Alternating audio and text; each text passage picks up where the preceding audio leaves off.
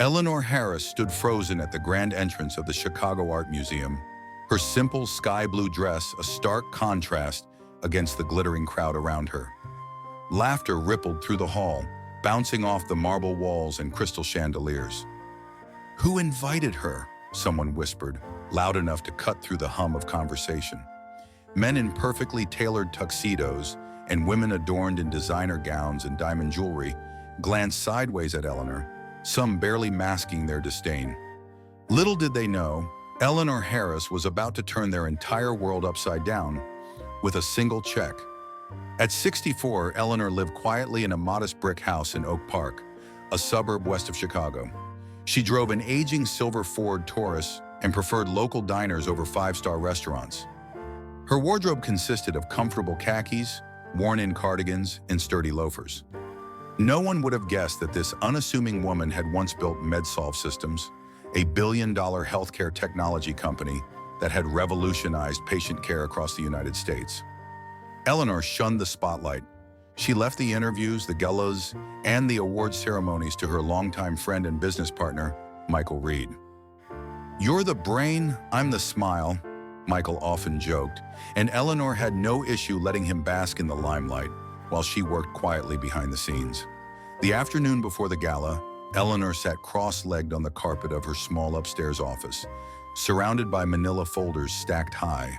She methodically sifted through proposals from charities in need, cancer research initiatives, educational scholarships for underserved children, shelters for homeless families. She read every document herself, taking careful notes, unwilling to delegate something so close to her heart. "You know," Marissa, her young assistant, said as she entered the room carrying a tray with 2 cups of tea, "most CEOs have entire philanthropy departments to handle this." Eleanor smiled without looking up. "Most CEOs just want a tax break. I'm looking for something real." For Eleanor, philanthropy wasn't just a corporate obligation. It was her life's mission, born from a tragedy that had shaped every decision she made. At 18, Eleanor had watched helplessly as her younger brother, Benjamin, lost his battle with leukemia. Her parents, hardworking plumbers, had gone bankrupt trying to save him, crushed under the weight of hospital bills. The memory of her mother's tired hands signing yet another loan document, the smell of antiseptic hallways, and the quiet desperation in Benjamin's eyes. It all lived inside her still. It had fueled her drive to innovate in healthcare, to give others a fighting chance where her family had none. And it had driven her to donate millions over the years, always anonymously, with no buildings bearing her name, no plaques or public ceremonies. Her phone buzzed on the desk. It was a message from Michael. "Ready for tomorrow? Gala night at the Art Museum. They're raising funds for the new Pediatric Cancer Research Center." Eleanor stared at the screen for a long moment. She loathed these events. The small talk, the judgmental stares, the suffocating layers of pretense. But then she thought about the children fighting battles like Benjamin once had. She typed back, "I'll be there." The next morning, Marissa leaned against the doorway of Eleanor's office, her arms crossed, a skeptical smile playing on her lips. "You're really going to the gala?" she asked. Eleanor, typing an email, didn't look up. "It's for pediatric cancer research," she said quietly. Benjamin would have turned 60 this year. Marissa's expression softened immediately. "What are you going to wear?" Eleanor paused. She hadn't thought about that. Her closet wasn't exactly filled with gala-worthy attire. "I still have that blue dress I wore to my goddaughter's wedding," she said almost defensively. "It's simple, but perfectly fine." Marissa opened her mouth to protest, but thought better of it. Eleanor Harris, worth billions on paper, still shopped sales at department stores and kept her clothes until they practically fell apart. A habit ingrained from childhood, when waste had not been an option. Later that afternoon, Michael called, his voice lively with excitement. "I can't believe you're actually coming," he said. "I've seated you at table 18. It's a good spot, but toward the back. I know you'd rather not be in the spotlight." "Thanks, Michael," Eleanor said, relief evident in her voice. "And no introductions, please. No CEO title, no backstory." "I got you," he chuckled. "You're just a dear friend who works in tech." "Promise." After hanging up, Eleanor sat for a long moment staring at her silent phone. She knew how these events worked. A hierarchy based on last names, fashion labels, and whispers of old money. It was everything she despised. But this wasn't about her. This was about the children. That evening, as the sun dipped below the Chicago skyline, Eleanor stood before her modest bathroom mirror. She adjusted the simple blue dress, cotton, not silk, and brushed her hair, letting it fall naturally around her shoulders. No professional stylist, no layers of makeup, just a light touch of mascara and a neutral lipstick. Her only jewelry was a delicate pair of pearl earrings that had belonged to her mother. She looked at herself critically, then smiled faintly. She looked like herself. The black sedan Michael had insisted on sending pulled up in front of her house. As the driver opened the door, Eleanor climbed in, clutching a plain leather clutch in her lap. As the car moved through the bustling Chicago streets toward the museum, Eleanor felt a twinge of vulnerability she hadn't experienced in years. In her daily life, she blended in easily, unnoticed. Tonight, among the glittering elite, she would stand out, and not in the way that earned admiration. "The art museum, ma'am?" the driver confirmed. Eleanor nodded silently, steeling herself for what was to come. She had no idea how much this night would change, not just for her, but for everyone present. The Chicago Art Museum had been transformed into a glittering wonderland. Crystal chandeliers bathed the marble floors in a golden glow. Tables draped in white linen were adorned with towering floral centerpieces. A string quartet played softly in one corner, their music nearly drowned out by the low murmur of conversation and the clinking of crystal glasses. Eleanor stepped inside, invitation clutched tightly in hand. Instantly, she felt out of place. Everywhere she looked, women floated past in gowns that shimmered under the lights, dripping in jewels. Men sipped champagne while trading stories about private jets and second homes in Aspen. It was a ballet of wealth and status, choreographed down to the last detail. And Eleanor, with her simple blue dress, her mother's pearl earrings, her worn leather clutch, looked like she didn't belong. "Name, please?" the hostess at the registration table asked, her practiced smile faltering slightly as she took in Eleanor's modest appearance. "Eleanor Harris." The woman's manicured finger traced down the guest list. "Harris? Yes. Table 18, she said, a little too loudly. Then after a beat, added unnecessarily, "Toward the back." Eleanor nodded politely and moved into the ballroom, conscious of the glances and whispered comments trailing behind her. She could almost hear the unspoken questions. Who is she? What is she wearing? Is she in the right place? "Eleanor!" Michael's familiar voice cut through her rising discomfort. He strode toward her, dashing in his tuxedo, grinning like she was the most important person in the room. "You made it," he said, squeezing her hand warmly. "I said I would," Eleanor replied, her smile genuine. Michael had been more than a business partner. He was family in every way that mattered. "Come on, I'll take you to our table. The auction is going to be incredible tonight." As they weaved through the sea of designer gowns and custom suits, Eleanor noticed how the atmosphere changed the deeper they went into the room. The front tables, the ones closest to the stage, exuded power, old money, and political connections. Further back, things grew slightly more relaxed, but no less judgmental. Table 18 was tucked into a corner near the rear of the ballroom. Already seated were three couples, all impeccably dressed and deep in animated conversation. As Michael introduced her, she caught the flicker of judgment in their eyes, the subtle once-over, the tight, polite smiles.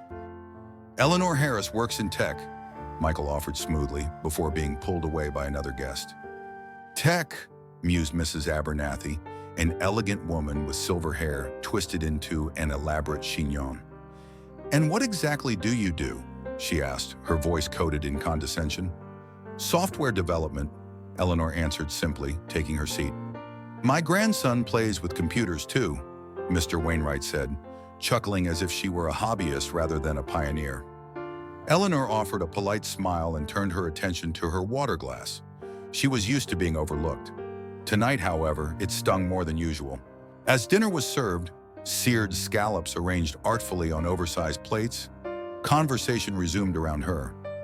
Eleanor listened quietly as her table mates discussed ski trips to Switzerland, the latest additions to their art collections, and their plans to summer in Martha's Vineyard. No one asked her any further questions. It was as if she had become invisible. Halfway through the main course, a commotion near the front of the ballroom caught everyone's attention. Photographers were snapping pictures of the VIP tables, the major donors posing with dazzling smiles, raising their champagne flutes. From the corner of her eye, Eleanor noticed a woman at the next table staring openly at her. The woman leaned toward her companion, her voice pitched just loud enough for Eleanor and everyone nearby to hear. "Probably someone's assistant who wandered in," she said with a smirk. Laughter rippled across the surrounding tables. Someone else whispered, "Must be catering staff off duty." The words hit Eleanor like tiny knives. She sat perfectly still, her spine straight, her face composed. But inside, her chest tightened. Michael, noticing the ripple of laughter from across the room, started making his way toward her, concern clouding his face. But before he could reach her, the evening's master of ceremonies, Mrs. Patricia Lane, tapped the microphone. "Ladies and gentlemen," she said, her voice bright and commanding, "may I have your attention, please?" The laughter died away, though Eleanor could still feel the sting of dozens of eyes on her. "We are here tonight to raise funds for something truly extraordinary. The new Pediatric Cancer Research Center at St. Mary's Hospital," Patricia continued. "Our goal for the evening is to raise $5 million toward the project." A video montage played across enormous screens positioned around the ballroom. Footage of children battling cancer, smiling bravely through treatments, clutching the hands of weeping parents, filled the room. Images of hospital wards, of empty chairs at family dinners, of tiny hands gripping IV poles. Eleanor blinked back tears. It was Benjamin she saw, pale and fragile in his hospital bed, trying to be brave for her. The video ended with an architectural rendering of the proposed research center, a modern, hopeful place that promised to change the story for thousands of families. As the house lights brightened, Patricia Lane returned to the podium. "Who will start us off?" she called, her voice ringing with enthusiasm. Hands began to rise across the ballroom. Donations were called out and recorded. $10,000 from one table, $25,000 from another. Each larger pledge was met with polite applause. Occasionally, someone would stand and be recognized, earning appreciative nods from their peers. At Eleanor's table, the Abernathys pledged $50,000, drawing murmured approval. The Wainwrights quickly followed with $75,000. The Bensons upped the ante with $100,000. Then Mrs. Abernathy turned to Eleanor, her smile tight and saccharine. "And you, dear?" she said, her tone dripping with condescension. "Perhaps you could manage $100. Every bit helps." The table chuckled lightly, the implication clear. Eleanor studied the pledge card before her, tracing the blank line with her pen. She thought of Benjamin. She thought of the children she'd seen in the video, fighting with everything they had, just as he had. Quietly, she raised her hand. The master of ceremonies squinted toward the back of the room. "Yes, the lady at table 18, Patricia said, pointing. "And your pledge amount, ma'am?" Eleanor rose slowly, her voice calm but firm. $10 million. For a moment, there was only silence. The kind of stunned, disbelieving silence that seemed to freeze the very air. Forks paused halfway to mouths. Conversations died mid-sentence. Heads turned, one after another, toward table 18. Patricia Lane blinked rapidly behind the podium, as if unsure she had heard correctly. "I'm sorry, ma'am," she stammered into the microphone. "Did you say $10 million? Eleanor nodded once, her face serene. "Yes, $10 million, she repeated clearly, "to cover the entire project, and a little extra for operating costs." Gas rippled through the crowd like a wave. At Eleanor's table, Mrs. Abernathy's champagne flute froze halfway to her lips. Mr. Wainwright's jaw dropped so comically that Eleanor almost smiled. Across the room, a man at one of the VIP tables stood abruptly, his face alight with recognition. "Wait," he called out. "Is that Eleanor Harris of MedSolve Systems?" Whispers erupted, spreading like wildfire. Eleanor simply inclined her head, neither confirming nor denying. Michael had reached her side now, a wide grin stretching across his face. "Yes," he said proudly, "that's Eleanor Harris, founder and CEO of MedSolve, the woman whose software revolutionized pediatric cancer treatment protocols across the country." The energy in the room shifted sharply. Where once there had been mockery, now there was awe, and more than a little embarrassment. Dr. Lillian Chen, the lead researcher for the new center, pushed through the crowd to reach Eleanor, her eyes shining with emotion. "Ms. Harris," she said, almost breathless, "your work, your systems, have saved countless lives, and now this gift. I don't even have the words." Eleanor smiled warmly at the woman, the only person so far tonight whose gratitude was utterly genuine. At table 18, the atmosphere had become excruciatingly awkward. Mrs. Abernathy rose unsteadily to her feet, smoothing her gown with trembling hands. "We had no idea," she began, her voice syrupy with sudden contrition. Eleanor tilted her head slightly, her smile polite but distant. "Exactly," she said. "You judged without knowing." Mr. Wainwright cleared his throat, fumbling for his words. "If we had known who you were, you would have treated me differently," Eleanor finished for him gently. "And that," she added, "is the real tragedy."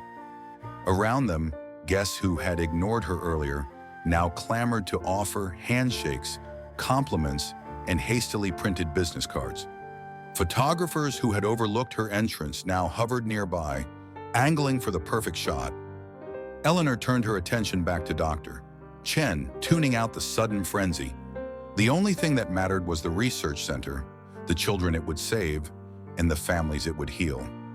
Patricia Lane returned to the microphone, her voice thick with emotion. "Ladies and gentlemen," she said, "thanks to the extraordinary generosity of Miss Eleanor Harris, we have not only met our fundraising goal, we have exceeded it. The new Pediatric Cancer Research Center will become a reality." Thunderous applause erupted across the ballroom. The same hands that had mocked her earlier now clapped until they turned red. Eleanor remained standing, accepting the gratitude with quiet dignity. As the applause faded, the master of ceremonies leaned into the microphone once more. "Ms. Harris," Patricia said, her voice trembling slightly, "would you care to say a few words?" Eleanor hesitated. She had not come here to make speeches or bask in admiration. But as she glanced around the room, at the children whose lives would be changed, at the parents clinging to hope, she knew she couldn't remain silent. Slowly, she made her way to the stage. The crowd parted before her, people stepping back respectfully now, their earlier mockery replaced by humbled awe. Eleanor stood at the podium, the lights warm on her face, the silent attention of hundreds pressing in around her. She took a breath, steady and even. "I lost my younger brother Benjamin to leukemia when I was 18, she began, her voice strong but laced with deep emotion. "My family didn't have much. We lost everything trying to save him." A hush fell over the ballroom. "That loss, that helplessness, shaped the rest of my life," Eleanor continued. "It drove me to build solutions, to fight for better health care, and to help others facing battles like the one my family lost." She paused, letting her words settle in the room. "Tonight isn't about me," she said. "It's not about my donation or about names on plaques. It's about making sure that no parent has to choose between saving their child's life and losing their home. It's about hope, real hope." She let her gaze sweep the room, meeting eyes that now looked back at her with something resembling real understanding. "And," she added, her voice firm, "it's about remembering that true worth is never measured by the price tag on a dress or the name on a guest list." She smiled then, a soft, almost sad smile. "Sometimes," she said, "the person you overlook is the one who has the most to offer." With that, Eleanor stepped back from the microphone. The room remained silent for a beat, then erupted into thunderous applause, louder and more genuine than anything that had come before. Eleanor didn't linger. As Dr. Chen rushed forward to embrace her, and dozens of guests tried to close the distance between themselves and the suddenly famous woman, Eleanor quietly retrieved her clutch and made her way toward the exit. Michael caught up with her just as she reached the front doors. "You could have told them who you were," he said softly, falling into step beside her. Spared yourself all that. Eleanor smiled gently. But then, how would they have learned, she asked. Michael chuckled quietly, shaking his head with admiration. You really are something else, Eleanor Harris. Outside, the autumn night was cool and crisp. The city lights twinkled across the river, and somewhere, music drifted faintly on the breeze. Eleanor pulled her shawl tighter around her shoulders and walked into the night, leaving behind a ballroom full of people forever changed by the woman they had been so quick to dismiss. Some battles, she knew, were won not by shouting, not by demanding respect, but by living with quiet dignity and letting actions speak louder than any words ever could. The greatest value I learned, a person's true worth isn't measured by appearance, wealth, or social status, but by their heart, their character, and the quiet actions they take to uplift others. In a world that often rushes to judge based on surface appearances, Eleanor Harris reminds us, what truly matters the core of a person is invisible to the eye and shines through in kindness, humility, and courage. Deep lessons from the story. Never judge a book by its cover. Someone may appear modest, wear simple clothes, or live quietly, but within them could be a treasure of wisdom, strength, and generosity. True humility is not weakness, it is quiet strength. True kindness doesn't seek recognition. Eleanor gave for years without expecting praise, fame, or public acknowledgement. The purest acts of generosity are done not for applause, but from the heart. Honor comes from how we treat others, not who they are or how they look. Those who once mocked Eleanor learned a hard lesson. Respect should be given freely, without conditions, without judgment. The power of patience and quiet dignity. Eleanor didn't retaliate. She didn't shout. She taught a ballroom full of elites a lasting lesson, not with anger, but with calm strength and a single powerful action.